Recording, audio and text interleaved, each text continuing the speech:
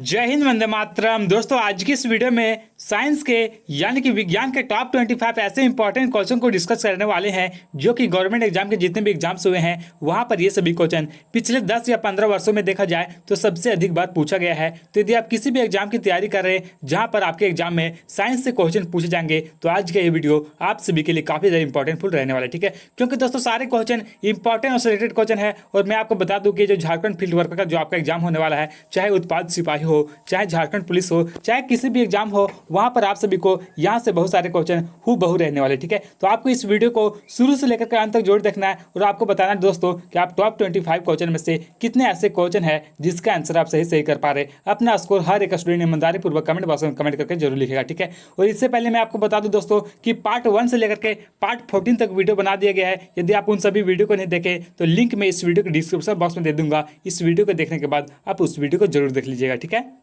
तो चलिए टाइम को वेस्ट न करते हुए आज की इस वीडियो को स्टार्ट करते हैं।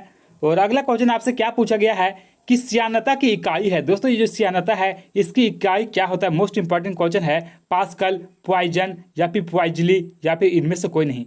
तो देखिए, जो श्यानता है इसकी इकाई क्या होता है? तो इसका इकाई होता है पॉइजन, यानी कि option number B right answer हो जाएगा, पॉइजन। ठीक है, नेक्स्ट क्वेश्चन आपसे क्या पूछा गया जो कि मोस्ट इंपॉर्टेंट क्वेश्चन है कि ब्लैक होल सिद्धांत की खोज किसके द्वारा की गई? दोस्तों, जो ब्लैक होल सिद्धांत है इसकी खोज की बात करें तो इसका खोज किसके द्वारा किया गया? हरगोविंद खुराना के द्वारा, सीवी रमन के द्वारा, एस चंद्रशेखर या फिर एस रामानुजन। तो देखिए, जो ब्लैक होल का जो सिद्धांत है ये किसने दिया था? तो ये दिया था एस चंद्रशेखर, यानी कि option number c right answer हो जाएगा, एस चंद्रशेखर। ठीक है, दोस्तों यहाँ पर जितने भी क्वेश्चन बताए जा रहे हैं ये सभी क्वेश्चन आपके हर एक एग्जाम के लिए काफी ज्यादा इंपॉर्टेंट फुल रहने वाले। इसलिए दोस्तों आप सभी लोग इस वीडियो को एंड तक जरूर देखिएगा। बहुत सारे ऐसे स्टूडेंट होते हैं जो कि वीडियो को आधा अधूरा देकर के छोड़ देते हैं। ठीक है, क्योंकि दोस्तों क्वेश्चन का लेवल आपको थोड़ा सा हाई लग सकता है लेकिन सारे क्वेश्चन अच्छे लेवल के क्वेश्चन है। ठीक है, नेक्स्ट क्वेश्चन क्या पूछा गया है कि परमाणु बम का आविष्कार किसने किया था? दोस्तों, ये जो परमाणु बम है इसका आविष्कार किसके द्वारा किया गया? ऑटो हॉर्न के द्वारा, मैडम क्यूरी के द्वारा, पीरे क्यूरी के द्वारा या फिर आइंस्टीन के द्वारा। तो परमाणु बम की बात करें तो इसका खोज किसने किया था, इसका आविष्कार किसने किया था? तो ऑटो हॉर्न ने, यानी कि ऑप्शन नंबर ये राइट आंसर हो जाएगा, ऑटो हॉर्न। नेक्स्ट क्वेश्चन क्या पूछा गया है कि पृथ्वी का आयु का आकलन किया जाता है? दोस्तों, जो पृथ्वी का आयु का आकलन है ये किससे किया जाता है? कार्बन डेटिंग से, यूरेनियम डेटिंग से, परमाणु घड़ी से या फिर जैविक घड़ी से। तो देखिए, जो पृथ्वी का जो आयु का जो आकलन होता है ये किससे किया जाता है? तो ये किया जाता है यूरेनियम डेटिंग के द्वारा, यानी कि option number B right answer हो जाएगा। ठीक है, और यदि आपसे क्वेश्चन में पूछा जाए कि कार्बन डेटिंग से किसका आकलन किया जाता है, किसकी काल की आकलन किया जाता है? तो कार्बन डेटिंग से दोस्तों जीवाश्म का आकलन किया जाता है। ठीक है, कि कौन सा जीवाश्म कितने साल पुराना है। ठीक है, नेक्स्ट क्वेश्चन क्या पूछा गया है कि अल्फा और बीटा किरणों की खोज किसने की है? दोस्तों, अल्फा और बीटा किरणों की खोज की बात करें तो इसका खोज इनमें से किसके द्वारा किया गया? मोस्ट इंपॉर्टेंट क्वेश्चन है कि अल्फा और बीटा किरण की जो खोज है ये किसने किया था? तो रदरफोर्ड, ऑप्शन नंबर यहाँ पे सी राइट आंसर होगा, रदरफोर्ड ने अल्फा और बीटा किरण की खोज किया था, option number c right answer हो जाएगा। ठीक है, और यदि आपसे पूछा जाए कि डाल्टन ने क्या चीज का खोज किया है तो परमाणु की जो खोज है ये डाल्टन के द्वारा किया गया। ठीक है, परमाणु का खोज किसने किया? तो डाल्टन के द्वारा। और ये जो रोंटजन है इन्होंने क्या चीज का खोज किया है? तो एक्सरे किरणें की खोज जो किया गया था ये रॉन्टजन के द्वारा किया गया।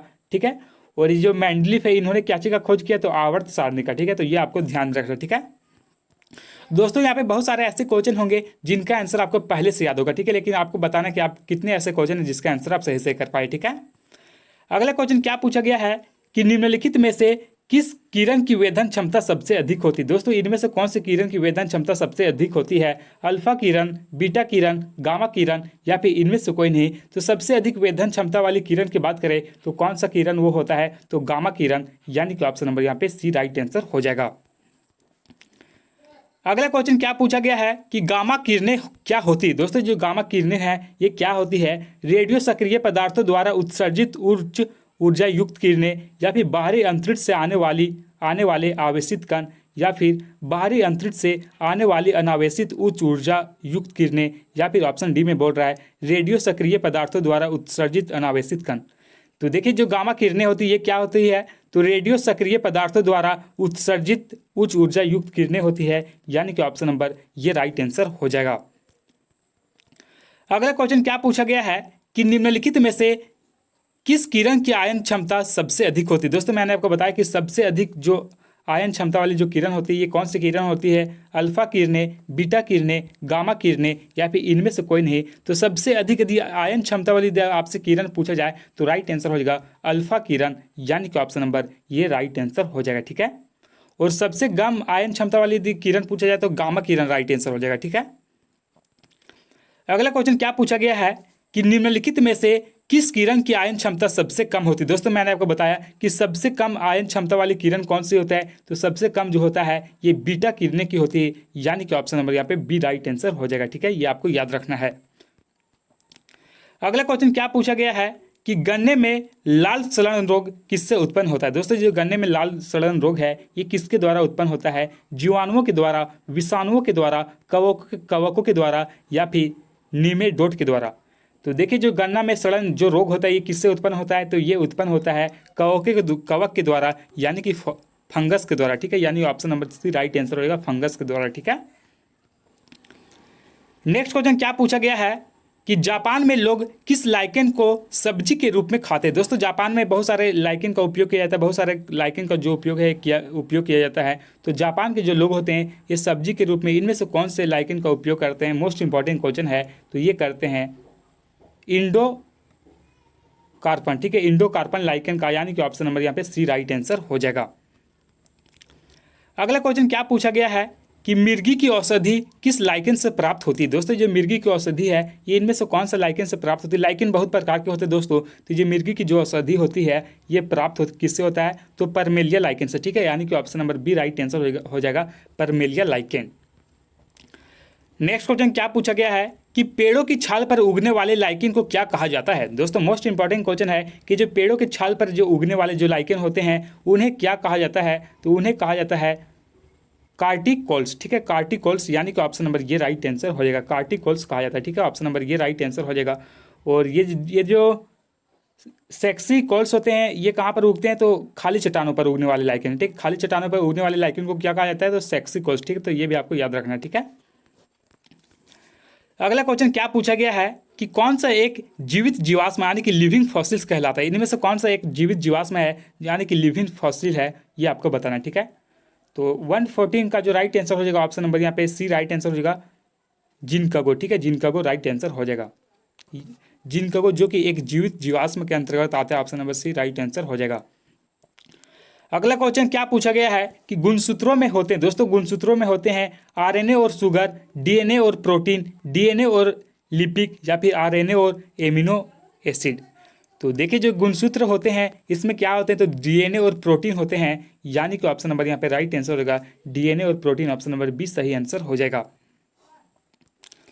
अगला क्वेश्चन क्या पूछा गया है कि जेनेटिक्स निम्नलिखित में से किसका अध्ययन है? दोस्तों जेनेटिक्स में देखा जाए तो इनमें से किसका अध्ययन किया जाता है? मेंडल के नियम का अध्ययन किया जाता है या फिर डीएनए संरचना का, जैव विकास का या फिर आनुवांशिकता का? तो देखिए जो जेनेटिक्स होते हैं, ठीक है, जेनेटिक्स जो होते हैं मेरे दोस्त, इसमें किसका अध्ययन किया जाता है? तो इसमें अध्ययन किया जाता है किसका? तो आनुवांशिकता का, यानी कि ऑप्शन नंबर यहाँ पे डी राइट आंसर होगा आनुवांशिकता।